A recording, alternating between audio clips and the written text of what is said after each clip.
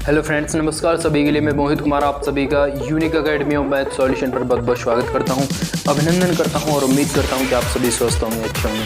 जैसा कि आपको पता है कि हम इस वीडियो में कन्नड़ पब्लिकेशन 9100+ का वीडियो सॉल्यूशन पढ़ने वाले हैं और उम्मीद करते हैं कि सारी चीज़ें आपको क्लियर हो पा रही होंगी। और इसमें आज हम एवरेज टॉपिक पढ़ेंगे, जो कि इस टॉपिक की लास्ट वीडियो रहेगी है। इसके बाद में ये भी हम कंप्लीट कर लेंगे और इसी हिसाब से हमारे 5 टॉपिक कंप्लीट हो जाएंगे। बात क्लियर है, हाँ या ना?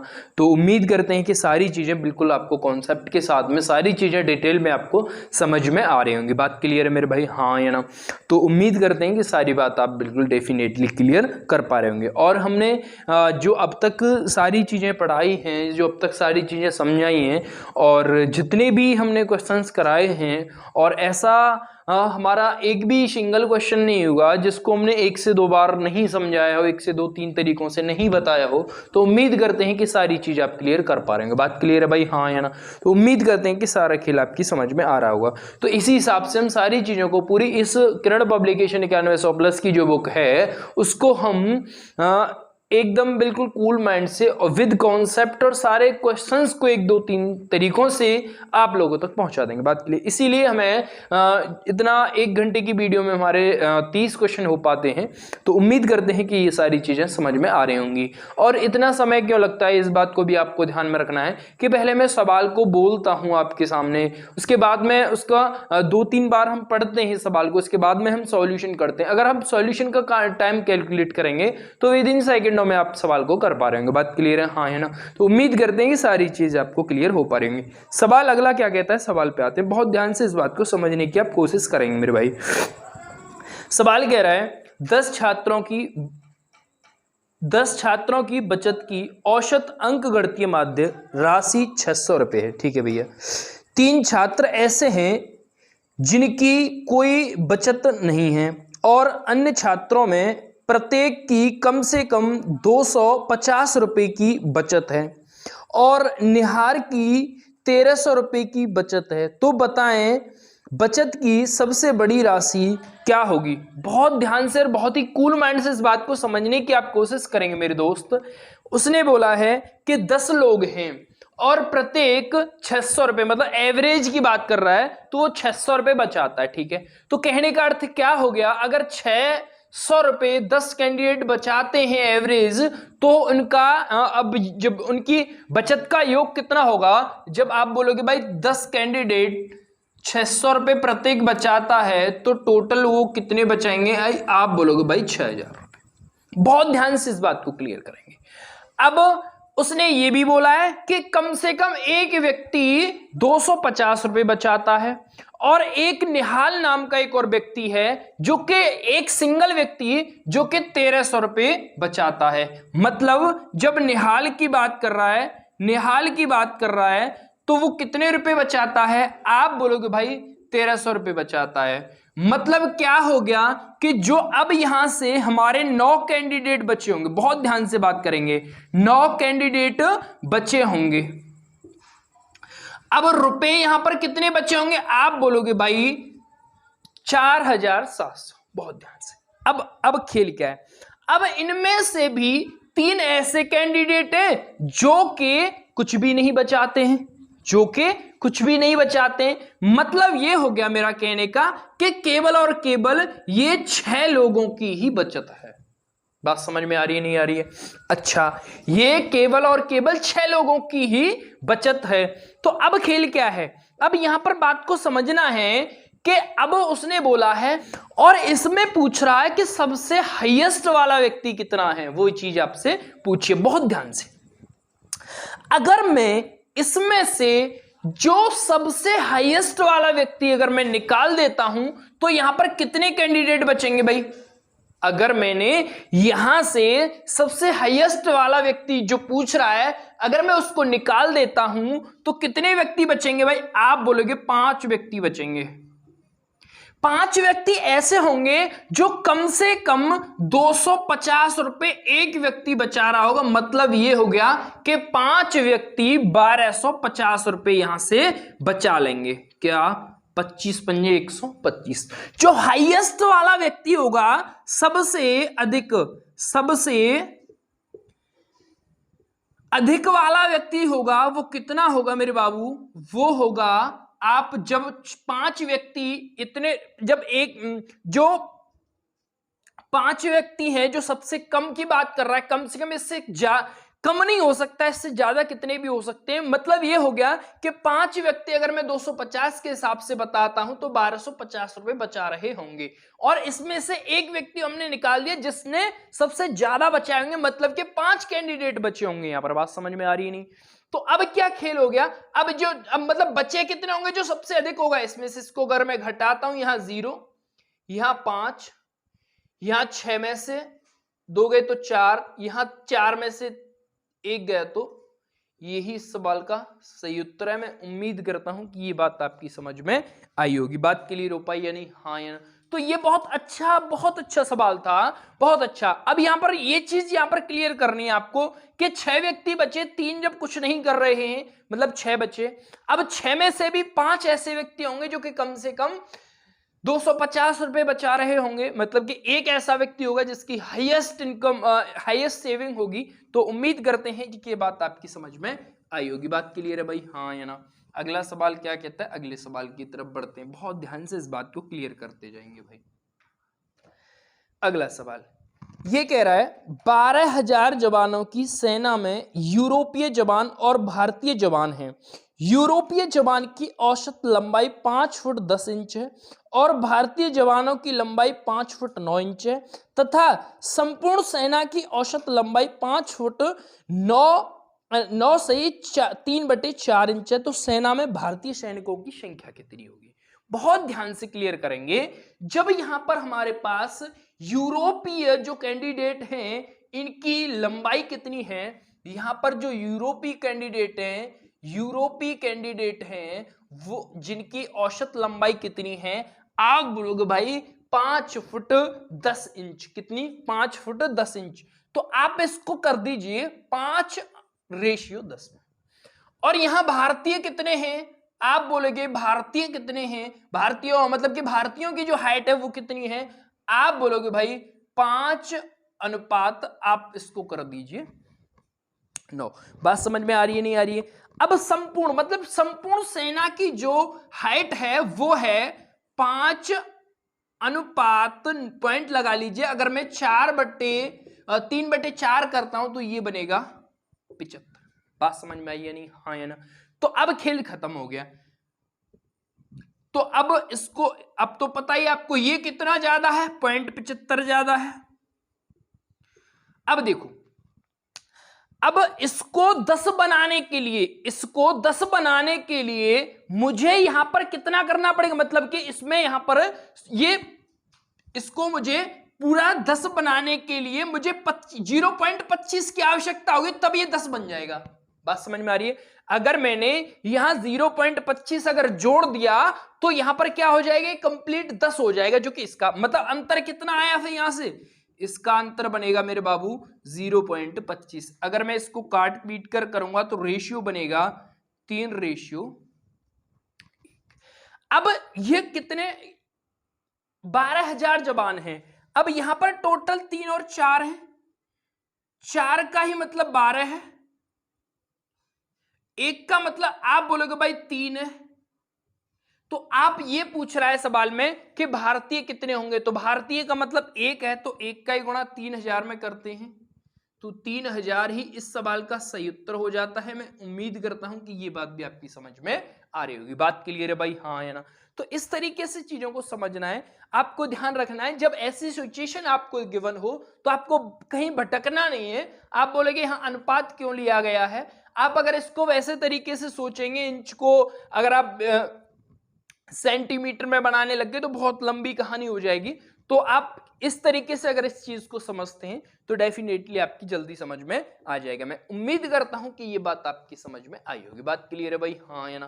तो बात अगर समझ में आई हो तो प्लीज थोड़ा सा आगे बढ़ाएं, और उम्मीद करते हैं कि सारी चीज समझ में आ रही। अगला सवाल क्या कहता है, 100 प्रेक्षणों का माध्य 40 परिकलित किया गया, बाद में यह ज्ञात किया गया एक प्रेक्षण 53 के बजाय 83 बढ़ा गया तथा सही माध्य कितना है। मतलब क्या हुआ, जहां हमें 53 लिखना था वहां हमने 83 लिख दिया। मतलब क्या हो गया कि आपने इसको +30 ज्यादा लिख दिया। अब ये +30 ज्यादा कितने पर लिखा गया है, आप बोलोगे भाई 100 पर ज्यादा लिखा है। मतलब ये हुआ कि ये जो एवरेज बढ़कर आया होगा वो 0.30 बढ़कर आया होगा। मतलब ये कि 40 में से 0.30 अगर मैं घटाता हूं तो सही एवरेज बनेगा 39.70 या फिर 39.7। मैं उम्मीद करता हूं कि ये खेल बहुत आसान था, जो कि आपकी समझ में आ गया होगा। तो कुछ चीजें तो इतनी आसान रहेंगी आपके लिए कि आप बिना देखे बिना पेन उठाए सवालों के उत्तर कर पा रहे होंगे। कुछ चीजें ऐसी होंगी वाकई में आपको सोचने पर मजबूर कर देंगी। उम्मीद करते हैं कि ये बात आपकी समझ में आ रही होगी। नेक्स्ट क्या कहता है, किसी कक्षा के 9 छात्र कुछ राशि का योगदान करते हैं, ठीक है।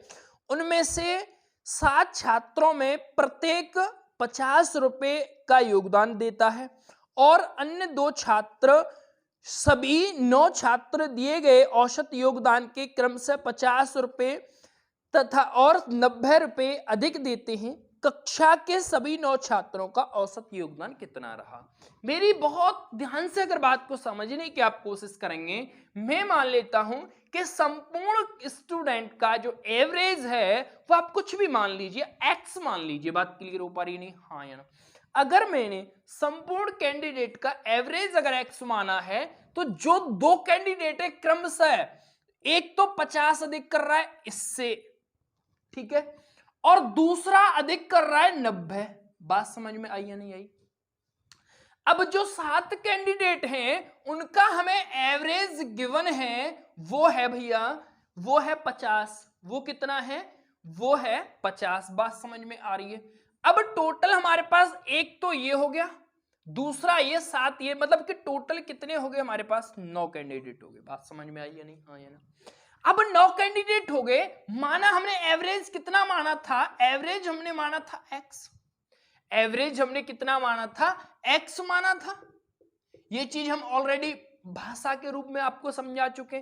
तो जब टोटल का, अब ये एवरेज ही तो है, कितने का है, 9 कैंडिडेट, जो कि कितना है, एक्स है। मैं उम्मीद करता हूं कि ये बात आपकी समझ में आ रही होगी, बात क्लियर है।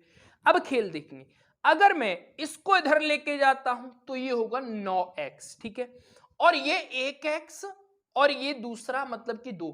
अगर मैं इन दोनों x को इधर लेके जाता हूं तो ये मेरे पास बनेगा 7x। ये कॉन्सेप्ट अगर आपने समझ लिया तो पक्का मजा आ जाएगा। बात क्लियर है भाई, हाँ या ना। तो समझने वाली बात दूसरी क्या है, अगर मैं इसका करता हूं 7 पंजे 35 मतलब कि 350, मतलब कि 7 पंजे 35 का मतलब 350, 350 और 50 मतलब 400, 400 और 90 490। बात समझ में आई या नहीं, हाँ या ना, 490।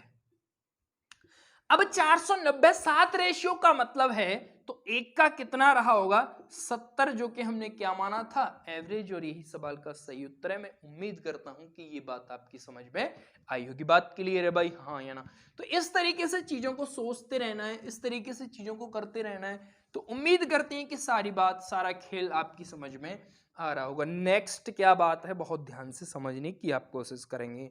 ये कह रहा है, एक कारखाने में सभी कर्मचारियों का औसत 12,000 रुपए है औसत वेतन, 7 तकनीशियनों का औसत वेतन 15,000 और शेष का औसत वेतन 9,000 है। कारखानों में कर्मचारियों का कुल वेतन की संख्या कुल संख्या कितनी। बहुत ध्यान से समझने की आप इसको कोशिश करेंगे। यहां पर 15,000, 12,000 और 9,000 हमें गिवन है। तो आपको बहुत छोटी सी बात, जो कि हमने बहुत सारे वीडियोस में इस बात पे भी चर्चाएं की हैं, कि जब आपको इस तरीके की 15,000, 12,000, 1 लाख, 2 लाख इस तरीके से अगर तुम्हें नंबर दिए हों तो आपको वहां पर शून्यों का इस्तेमाल नहीं करना है। शून्यों को लिखने में आपको समय बर्बाद नहीं करना है। तो क्या खेल है, मैं आप यहां पर समझिए, जहां 12,000 है वहां 12 समझिए, जहां 15,000 है वहां 15 समझिए, जहां 9,000 है वहां 9 समझिए। सवाल का उत्तर सेकंडों में आ जाएगा। मेरी बात क्या है, बात को ध्यान से समझने की आप कोशिश करेंगे। ये कह रहा है, दोबारा एक बार, एक कारखाने में सभी कर्मचारियों का 9 है, वो 12,000 है, और तकनीशियन जो कैंडिडेट हैं वो जिनका कितना है, ये 7 कैंडिडेट है टेक्निकल, बात समझ में आ रही है हाँ या ना, जिनका एवरेज है 15,000, और जो नॉन टेक्निकल या फिर शेष कैंडिडेट है उनका है 9,000, और जो टोटल कैंडिडेट है उनका है 12,000। तो यहां पर इनका अंतर आया 3, यहां पर भी इनका अंतर आया 3। अगर मैंने इसको इससे काटा तो ये बना 1:1। बात समझ में आई नहीं है? अब एक यहां पर 1 का मतलब कितना है 7, और टोटल कितने हैं 2, तो मतलब 2 का मतलब कितना रहा होगा, आप बोलोगे भाई 14 रहा होगा, और यही सवाल का सही उत्तर। टोटल नंबर ऑफ कैंडिडेट जो टेक्निकल हैं और जो रिमेनिंग जो कैंडिडेट है, या समझ लीजिए नॉन टेक होंगे वो, तो ये कितने कैंडिडेट उसमें काम कर रहे हैं, वो कर रहे हैं 14, और यही सवाल का सही उत्तर है। मैं उम्मीद करता हूं कि ये बात आपकी समझ में आई होगी। अब देखिए यहां पर मैं 15,000 लिखता या 9,000 यहां 12, तो ये बहुत लंबा प्रोसेस हो जाता। तो आपको सोचना है चीजों को कि हमें किस तरीके से चीजों को सॉर्ट कर किया जा सकता है, किस तरीके से आपको ये चीज बुक में कभी नहीं बताई जा सकती है। ये एक टीचर की क्वालिटी होती है जो कि आपको समझनी है। बात क्लियर है भाई हाँ या ना? सवालों के उत्तर किस तरीके से आ रहे हैं, कैसे आ रहे हैं, इस बात से एग्जामिनर पर कोई फर्क नहीं पड़ता है, ठीक है। एग्जामिनर सिर्फ आपको ये देखता है कि एग्जाम में कितना मार्क्स आपने किया है। बात क्लियर है? अगर आपका बाय द वे तुक्के से भी अगर नंबर आया है तो वो ये नहीं कहेगा कि नहीं भाई तूने तुक्के से नंबर किया है, ऐसा नहीं है वहां पे, ठीक है। तो ये चीजें ऑब्जेक्टिव है, तो ऑब्जेक्टिव के हिसाब से सारी चीजें हमें करनी है। सब्जेक्टिव होता तो फिर हमें सब्जेक्टिव के हिसाब से करती। मैं उम्मीद करता हूं कि ये बात आपकी समझ में आ रही होगी। अगला सवाल क्या कहता है, एक मोटरसाइकिल 45 किलोमीटर प्रति लीटर का औसत देती है, मतलब ये हो गया कि 1 लीटर में 45 किलोमीटर वो चलती है। बात समझ में आ रही होगी, ठीक है। यदि पेट्रोल की कीमत 20 रुपए प्रति लीटर है तो 450 किलोमीटर की दूरी तय करने के लिए यात्री कितनी राशि की आवश्यकता पड़ेगी।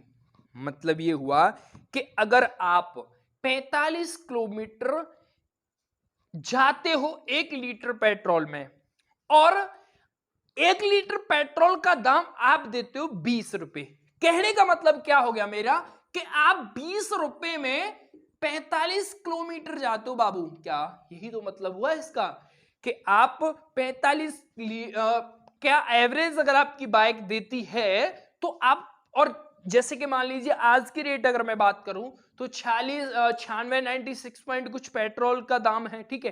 तो आपकी बाइक 45 का एवरेज देती है तो मतलब आपको उसको 96 पॉइंट कुछ पैसे देने पड़ेंगे या नहीं देने पड़ेंगे।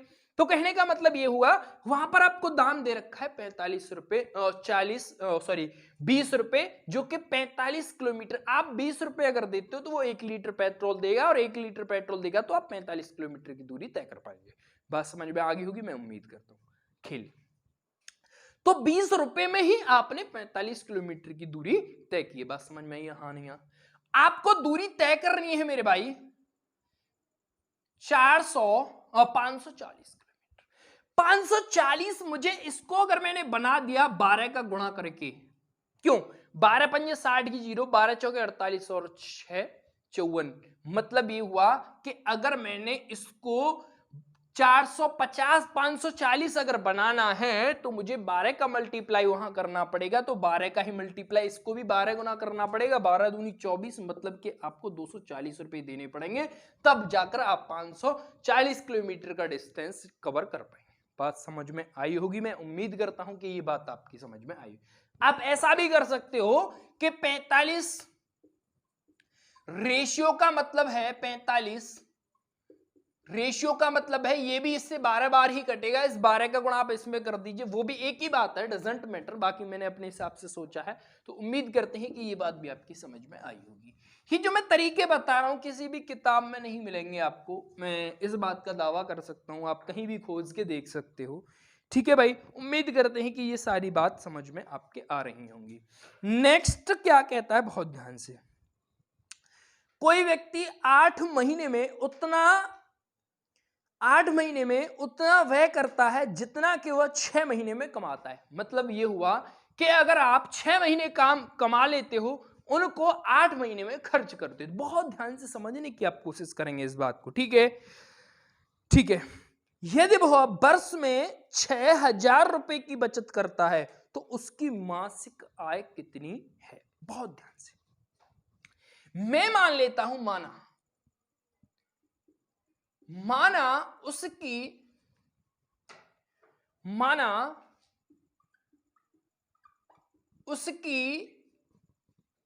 मासिक आय, बहुत ध्यान से x, बहुत ध्यान से, माना उसकी मासिक आय आप मान लीजिए x रुपए। तो अगर मैं एक महीने में वो x रुपए बचाता है तो 12 महीने में कितना बचाएगा। 12 महीने का मतलब हो गया कि एक वर्ष में कितना बचाएगा, 12 माह या फिर एक वर्ष।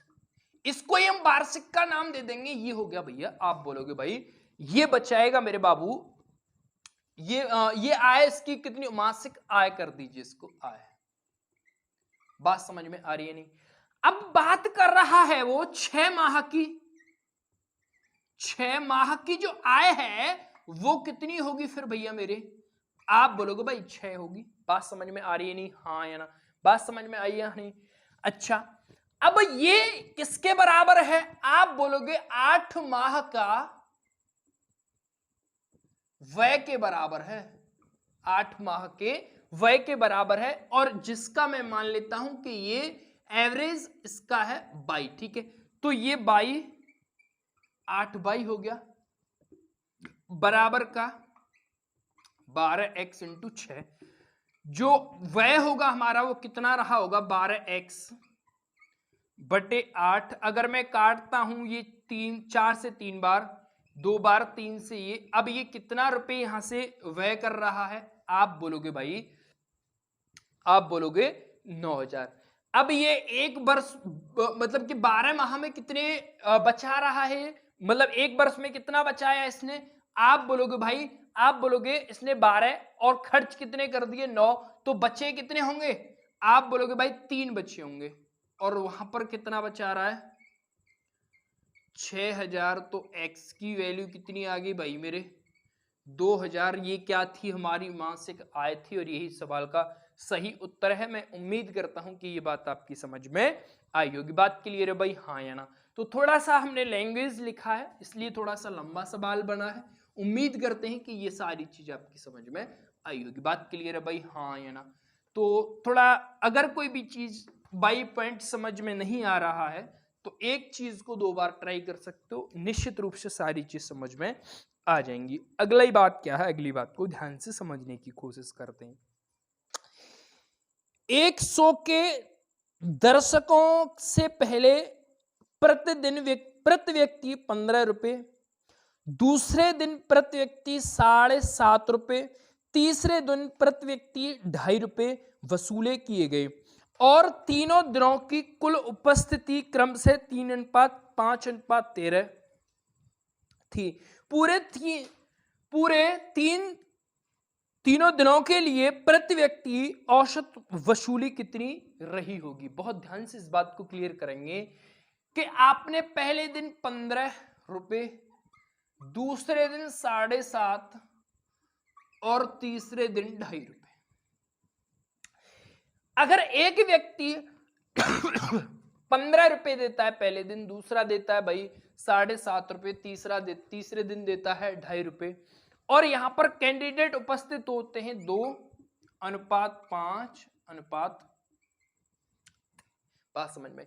तो टोटल यहां पर कितने हो जाएंगे, आप बोलोगे 15 दूनी 30 प्लस 7.5 का 5 25, 7 में 35 और 2 37 प्लस 13 पंजे 65 का 5, 13 दूनी 26 और 6 32, मतलब कि 32.5। अब टोटल कैंडिडेट कितने हो गए भाई, आप बोलोगे 20 कैंडिडेट हो गए, सभी का एवरेज पूछ रहा है वो। अब देखेंगे क्या है, अगर मैंने इसको यहां दे दिया 0.5 को तो यहां 38 हो जाएंगे और यहां 32 और 38 कितने हो गए, आप बोलोगे 70, 70 और 30 कितने हो गए, आप बोलोगे भाई 100 हो गए, और नीचे है 20, तो एवरेज कितना रहा होगा 5, और यही सवाल का सही उत्तर है। मैं उम्मीद करता हूं कि ये बात भी आपकी समझ में आई होगी। बात क्लियर है भाई, हाँ या ना।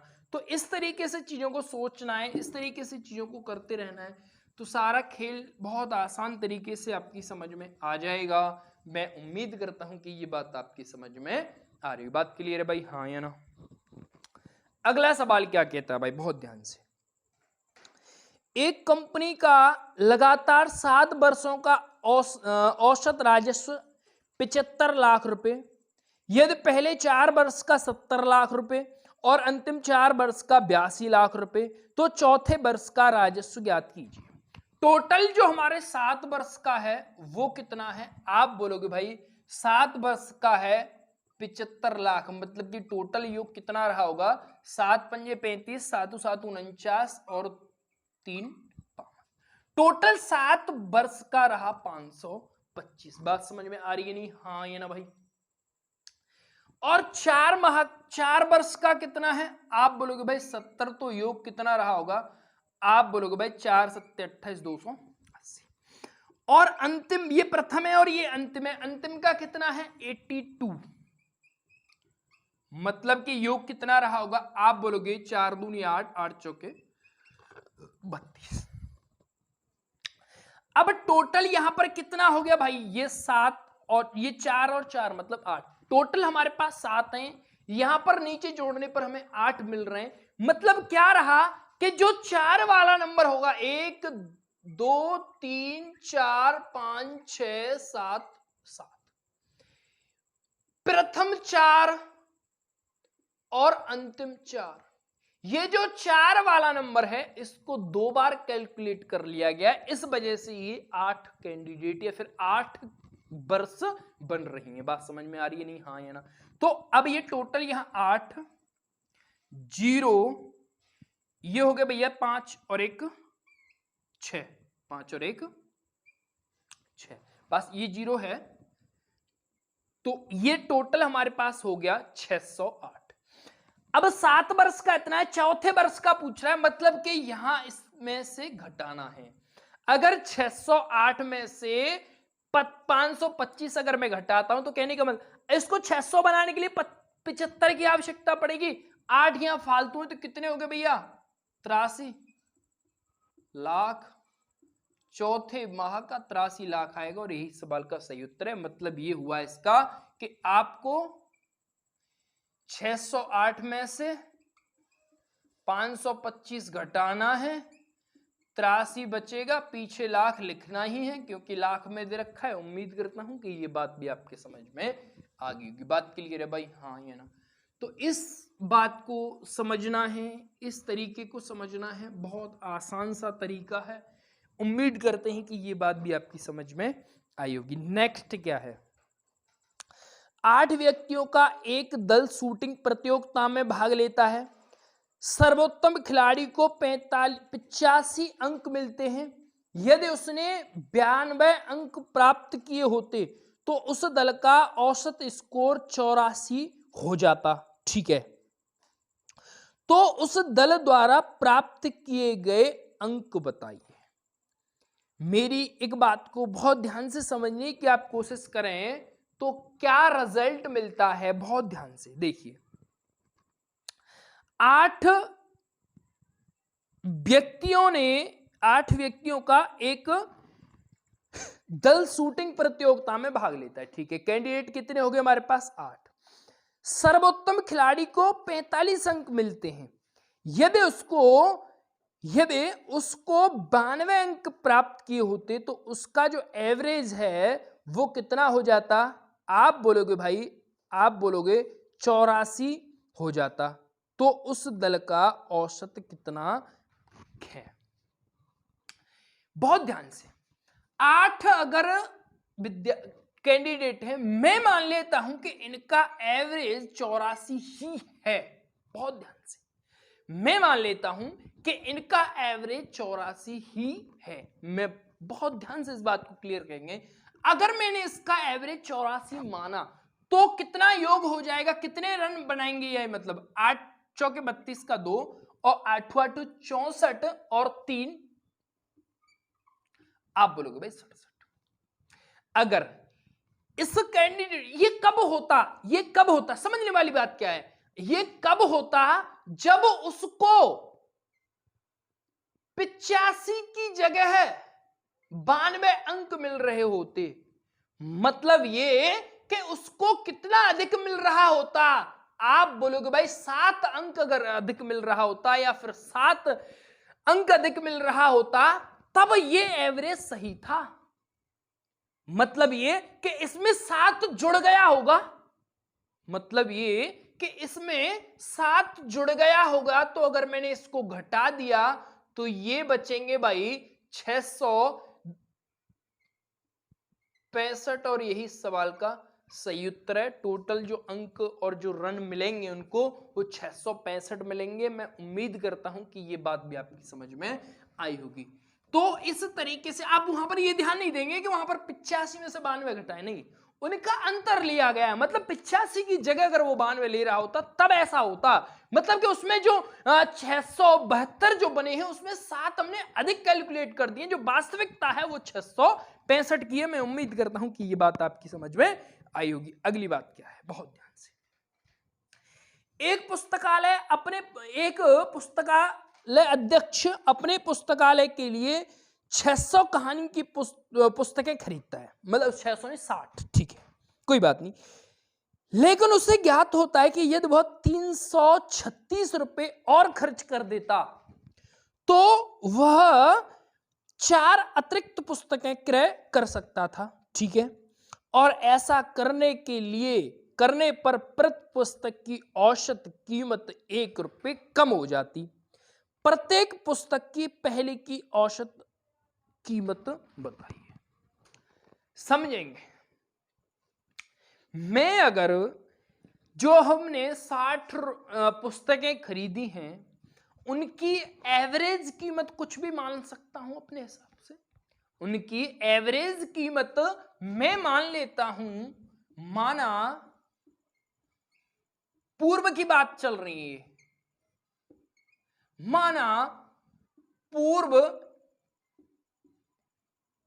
का औसत x रुपए। बात समझ में आई है नहीं? हाँ या ना? तो अगर मैंने 60 पुस्तकें खरीदी हैं,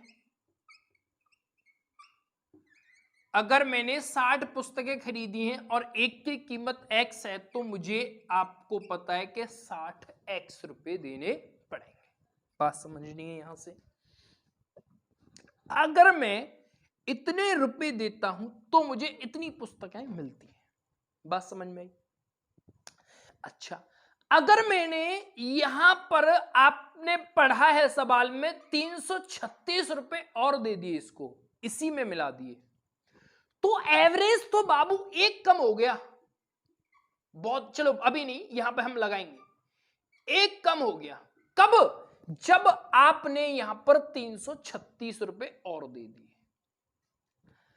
फिर क्या हुआ? लेकिन आपने 4 पुस्तक अधिक खरीद ली। पहले आप 60 खरीद रहे थे लेकिन 4 अधिक और, मतलब कि कितनी? 64। बात समझ में आ गई? बात समझ में आ गई तो खेल खत्म। इसको मैं अगर करता हूं तो 64x माइनस का 64, इसको मैं इधर लाऊंगा तो ये बनेगा 36 और 64 हो गए 100, मतलब कि 400। इसको मैं इधर ले जाऊंगा तो ये बनेगा भैया 4, जो कि हो गया x की वैल्यू 100 रुपए, जो कि पूर्व की बात कर रहा है। तो एवरेज कीमत जो आएगी वो आएगी 100 रुपए। मैं उम्मीद करता हूं कि ये बात आपकी समझ में आई होगी। बात क्लियर है भाई? हाँ या ना? इस तरीके से बातों को समझते जाना है, इस तरीके से चीजों को करते जाना है। उम्मीद करते हैं कि ये बात आपकी समझ में आ रही होगी भाई। अगला सवाल क्या कहता है? एक कंपनी का लगातार 7 वर्षों का औसत 79 लाख रुपए, यदि पहले 4 वर्षों का औसत 74 लाख रुपए और अंतिम वर्षों का औसत 86 लाख रुपए, तो चौथे वर्ष का राजस्व कितना होगा? बिल्कुल डिट्टो, बस यहां पर संख्याओं को बदलकर लिखा गया है, लेकिन जहां 7 वर्ष थी वहां 7 और 4 4 के हिसाब से ही है। बाकी उनमें हमें जो एवरेज है उसमें थोड़ा चेंजमेंट किया गया है। तो सवाल आपको कमेंट बॉक्स में इस सवाल का उत्तर करना है। सवाल स्क्रीन पे आ रहा होगा, उम्मीद करते हैं कि ये बात आपकी समझ में आ जाएगी। बिल्कुल डिट्टो है, इसलिए नहीं करा रहे हैं, समय बर्बाद नहीं करना है, चीजों को उन्हीं को पढ़ना है जो हमें पढ़ने लायक है। इस टाइप का हम ऑलरेडी बिल्कुल डिट्टो सवाल है, तो गुणा भाग करने में घटाने में आपको दिक्कत नहीं होनी चाहिए। नेक्स्ट क्या कहता है, एक कंपनी लगातार 13 वर्षों का औसत 70 लाख रुपए, पहले 7 वर्षों का औसत 65 लाख रुपए, अंतिम 7 वर्षों का 77 लाख रुपए, तो 7वें वर्ष का राजस्व कितना होगा। ये भी बिल्कुल एकदम, दोनों ही सवाल बिल्कुल एकदम सेम है, तो जो हमने पहले करा चुका हूं बिल्कुल डिट्टो, तो इसको भी आपको कमेंट बॉक्स में इस सवाल का उत्तर करना है, नहीं आता है तो आप पूछ सकते हो, ठीक है। उम्मीद करते हैं कि ये बात भी आपकी समझ में आ रही है। अगला सवाल क्या कहता है, उस बात को समझने की आप कोशिश करेंगे। 10वीं कक्षा के डिवीजन ए में 50 छात्रों द्वारा प्राप्त किए गए औसत अंक 61, ठीक है।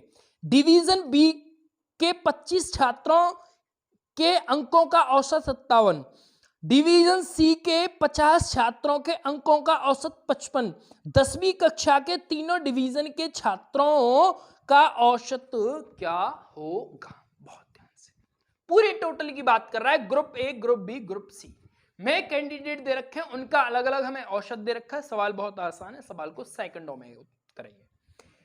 अगर मैं group A, group B, group C, बात समझ में आ रही है, जिनमें कैंडिडेट है, पहले में है 50, दूसरे में है 25, शायद एक बार और चेक कर लेते हैं, ठीक है, 50 और 25, और तीसरे में भी है 50। बात समझ में आई है नहीं आई? इनका एवरेज सभी का अलग अलग आपको दे रखा है। पहले का आपको दे रखा है 61, तो टोटल इसमें मल्टीप्लाई करेंगे 61। इसका दे रखा है आपको 57 और इसका दे रखा है आपको 55। बात समझनी, इन सभी को हमें निकालना है सभी का, तो 50, 50, 100 और 25, 125। बात समझ में आई। अब यहां पर आप गुणा मत करिए, मेरा जो तरीका है उस बात को समझेंगे। अगर आपने यहां 5 मिल रहा है, यहां 5 मिल रहा है, यहां भी 5 मिल रहा है, तो और नीचे भी 5 है, मतलब कि 5 कॉमन लेके आप यहां से उड़ा दीजिए इसको। खेल क्या है, अगर मैंने यहां से 5 कॉमन लिया तो यहां बचेगा 10। अगर मैंने यहां से 5 कॉमन लिया तो 25 का भाग करेंगे, मतलब 25 में भाग करेंगे तो 5। अगर मैंने यहां से 5 कॉमन लिया तो यहां पे बचेगा 10। बात समझ में आ गई नहीं? और जब नीचे 5, ऊपर 5 अगर कॉमन आया होगा और इस 5 से अगर मैं काटूंगा तो ये कटेगा 25 बार, बात खत्म हो जाती है इस 5 की। बात के लिए रुपये नहीं। अब कर दीजिए, ये 610 प्लस 7 पंजे 35, 55 25 और 3 28 प्लस 550। अब देखो, अगर इन सबको मैं जोड़ता हूं तो ये कितने हो गए? आप बोलो भाई 1160 तो हो गए। ये कितने हो गए? 1160 ये हो गए। और 1160 ये अगर मैं जोड़ूंगा तो ये 5, 8 और 6 14 का 4, 2 और 1 3 और 1 4 और 1 बटे 25 और डिवाइड करेंगे 25 पंजे 125, 19 बचेंगे, मतलब कि यहां हो गया हमारा 95 और 25 थी 75, फिर बचेंगे 20 और 25 अट्ठे 200, मतलब कि एवरेज टोटल का कितना आएगा? 57.8 इस सवाल का सही उत्तर हो जाता है। मैं उम्मीद करता हूं कि ये बात आपकी समझ में आई होगी। सिर्फ भाग करना था, चीज समझ में आ गई होंगी। जो कॉन्सेप्ट मैंने आपको बताया है, जितना हो सके गुणा भाग बहुत जल्दी करने हैं। जितना आप जल्दी कर लेंगे, हो सकता है आप मेरे से भी ज्यादा जल्दी कर लें, तो चीज बहुत आसान हो जाएगी। मेरा टारगेट है केवल और केवल कॉन्सेप्ट पे काम करना। आप जितनी जल्दी कैलकुलेशन कर लेंगे, तरीका मैं आपको बताते जा रहा हूं कि ऐसे ऐसे चीजों को सोचना है, इतनी फास्ट कैलकुलेशन करनी है, तो बहुत मजा आ जाएगा डेफिनेटली। नेक्स्ट क्या कहता है, एक कंपनी लगातार 7 वर्षों का राजस्व, बिल्कुल ये तो डिट्टो पहले वाला ही सवाल दे दिया है, थोड़ा सा अंतर है। 7 वर्षों का राजस्व 83 लाख रुपए, यदि पहले 4 वर्ष का 78 लाख रुपए और अंतिम 4 वर्ष का 90 लाख रुपए, तो चौथे वर्ष का राजस्व कितना होगा? तो डिट्टो चारों सवाल एक जैसे हैं, तो उम्मीद करते हैं कि आप कर लेंगे। कमेंट बॉक्स में सभी का उत्तर आपको बताना है। अगला सवाल, शुभ, गोविंदा और रेशमा औसत वजन 65 है किलोग्राम। यदि शुभम और गोविंदा का औसत वजन 63 किलोग्राम और गोविंदा और रेशमा का औसत वजन 70 किलोग्राम होता, तो गोविंदा का वजन कितना होगा? यहां है शुभ, गोविंदा और रेशमा ऐसे ही लिखा है इसमें, ठीक है भैया। इन तीनों का प्लस लगाएंगे 65 तो किलोग्राम, तो टोटल कितना रहा होगा? 5 × 15 3 × 6 = 18 और 300 195, ठीक है। अब देखेंगे शुभ और गोविंदा, मतलब कि ये मेंबर और ये मेंबर, इन दोनों की अगर मैं बात करता हूं तो उनका कितना दे रखा है आपको? Sorry 63 kilogram. तो इन दोनों की अगर मैं बात करता हूं तो 3 दूनी 6, 6 दूनी 12, 126। अगर उसने गोविंदा और रेशमा की अगर मैं बात करता हूं दोनों कैंडिडेट्स की, तो क्या होता है? वो एवरेज हो जाता है 70। मतलब कि इन दोनों की अगर मैं बात करता हूं तो 70 हो जाता है, मतलब कि 7 दूनी 14, 140, ठीक है। अब देखो, अब वो पूछ रहा है बिल्कुल पहले जो अभी कंपनी वाला सवाल है, डिट्टो वही सवाल है ये। बेसिकली बात समझ में आ रही है? क्योंकि यहां पर गोविंद को 2 बार कैलकुलेट किया गया है, यहां पर भी लिया गया है गोविंद को और यहां पर भी इसके साथ भी लिया गया है गोविंद को। तो कहने का मतलब ये हुआ गोविंद की पूछ रहा है, तो इन दोनों को अगर मैं जोड़ता हूं तो ये बनेगा 266 और यहां पर तीनों का कितना है? आप बोलोगे 195।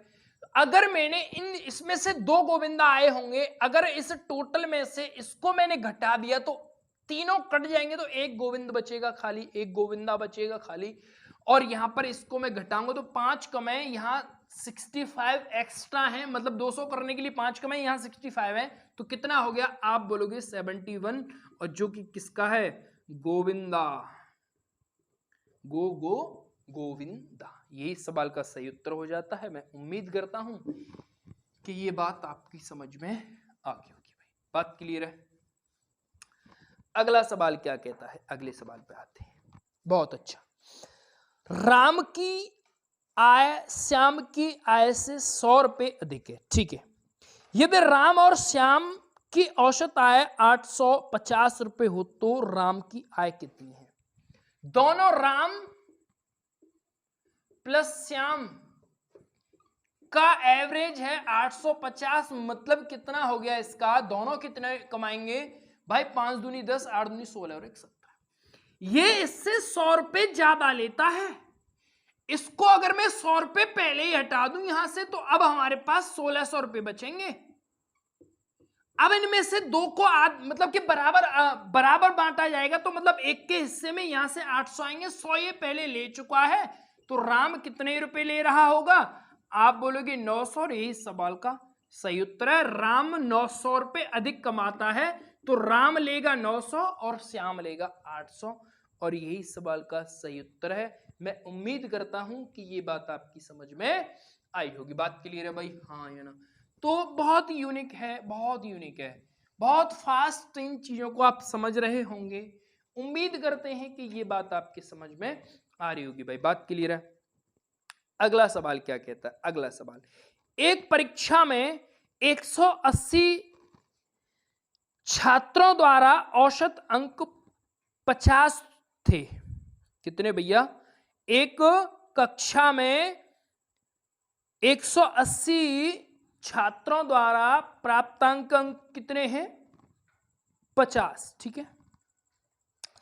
यदि उत्तीर्ण छात्रों के प्राप्तांक हैं, औसत प्राप्तांक 80 हैं और अनुत्तीर्ण छात्रों के 40 हैं, तो परीक्षा में अनुत्तीर्ण हुए छात्रों की संख्या कितनी?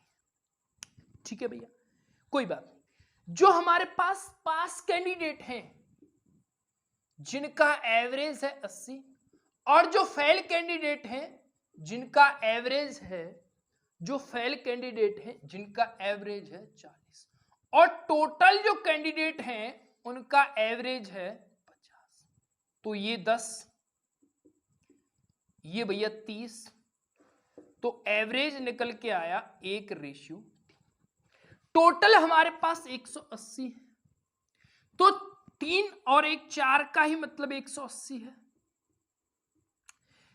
4 का मतलब है 180, अगर मैं काटता हूं 4 चौके 16 और 4 पंजे 20, मतलब कि 45। वो पूछ रहा है कि फेल अनुत्तीर्ण कैंडिडेट कितने, तो अनुत्तीर्ण है 3 कर दीजिए मल्टीप्लाई 135 इस सवाल का सही उत्तर हो जाता है। मैं उम्मीद करता हूं कि ये बात भी आपकी समझ में आई होगी। बात क्लियर है भाई, हाँ या ना? तो इस बात को आपको ध्यान में रखना है। बात क्लियर है?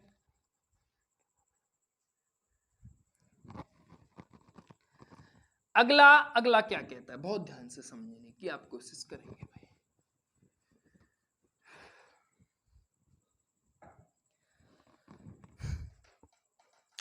एक परीक्षा में 150 छात्रों के द्वारा प्राप्त अंक औसत 40, यदि उत्तीर्ण छात्रों के औसत 60 हैं और अनुत्तीर्ण छात्रों के औसत 20 हैं, तो परीक्षा में उत्तीर्ण छात्रों की संख्या कितनी है?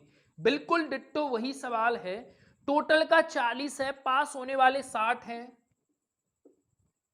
और फेल होने वाले हैं भैया 20।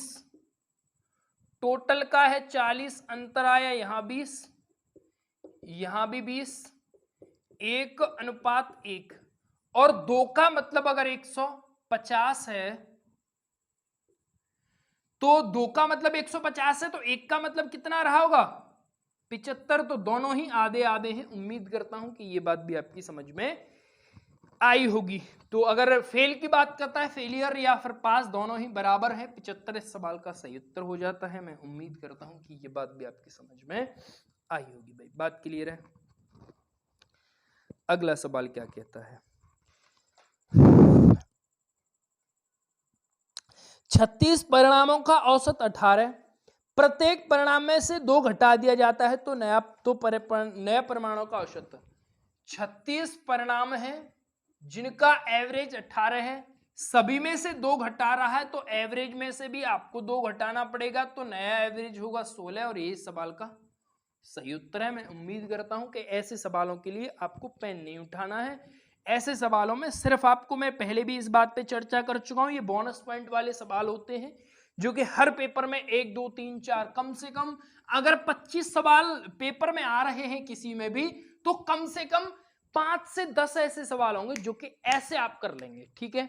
और आपको पास होने के लिए, कंपटीशन तक पहुंचने के लिए 25 में से 20 से 21 सवाल करने होते हैं और 10 सवाल ऐसे आएंगे आपके जिनमें आप विद इन 1 मिनट के अंदर आप उन सवालों का उत्तर कर पा रहे होंगे और 5 ऐसे सवाल होंगे जिनमें आपको थोड़ा सा समय ज्यादा लगेगा।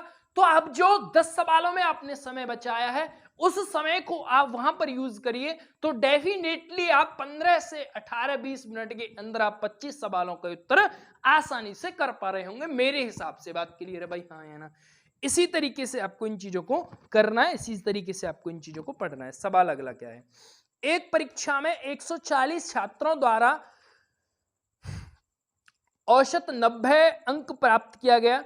यदि उत्तीर्ण छात्रों के औसत अंक 120 हैं और अनुत्तीर्ण छात्रों की संख्या यदि 90 हो, तो परीक्षा में अनुत्तीर्ण हुए छात्रों का औसत अंक क्या होगा? मेरी बात को बहुत ध्यान से अगर समझने की आप कोशिश करें, यहाँ पर अनुत्तीर्ण जो फेल छात्र हुए उनकी यहाँ पर संख्या दे दी है जो कि कितनी है 90, और टोटल छात्र हमारे पास 140 है। मतलब क्या हो गया कि जो पास होने वाले जो कैंडिडेट होंगे, जो पास होने वाले कैंडिडेट होंगे वो होंगे आपके भैया कितने 90, अगर यहाँ है तो मतलब 50 होंगे।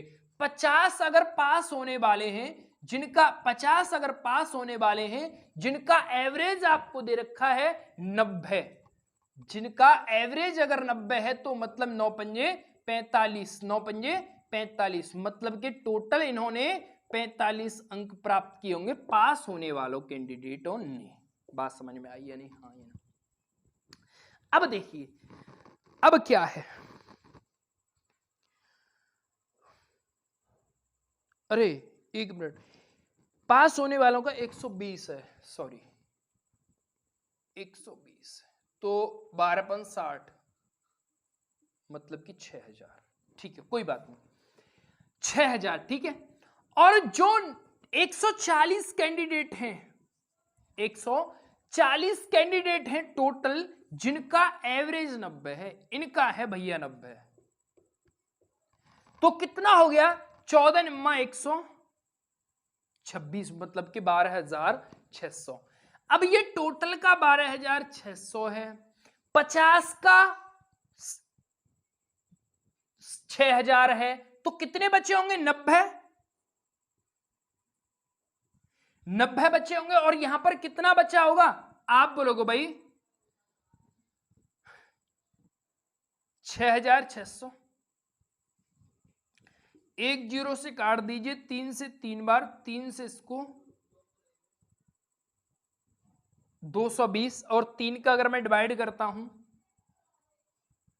तो 7 21, कितना बचा 1, 3 तिया 9, फिर 1, फिर 3 3 बार जाएगा 73.3। हाँ ठीक है, option number B is right answer of this question. उम्मीद करता हूं कि ये बात आपकी समझ में आई होगी। बात क्लियर है भाई? हाँ या ना? तो इस तरीके से चीजों को समझते रहना है, इस तरीके से चीजों को करते रहना है।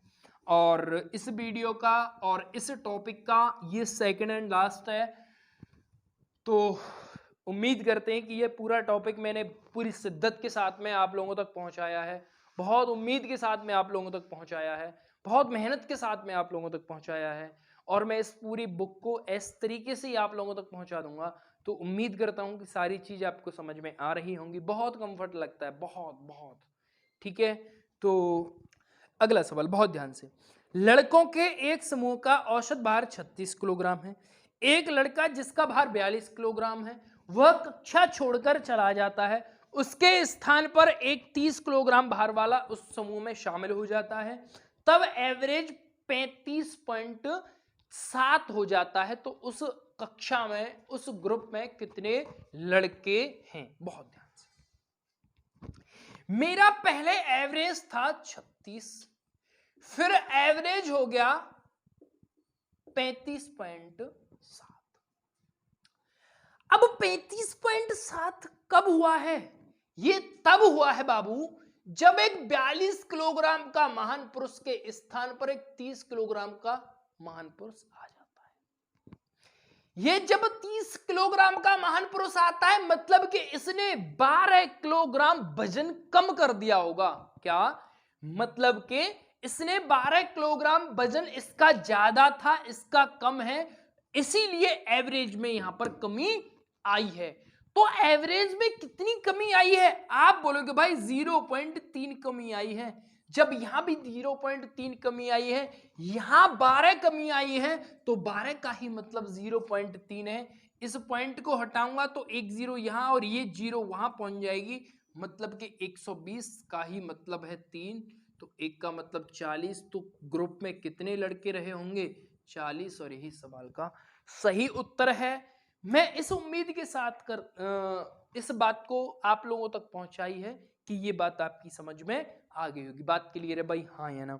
अगला और इस वीडियो का और इस टॉपिक का लास्ट क्वेश्चन है, तो उम्मीद करते हैं कि सारा खेल आपकी समझ में आया होगा। रफ कर देते हैं इसको एक बार, ठीक है भाई।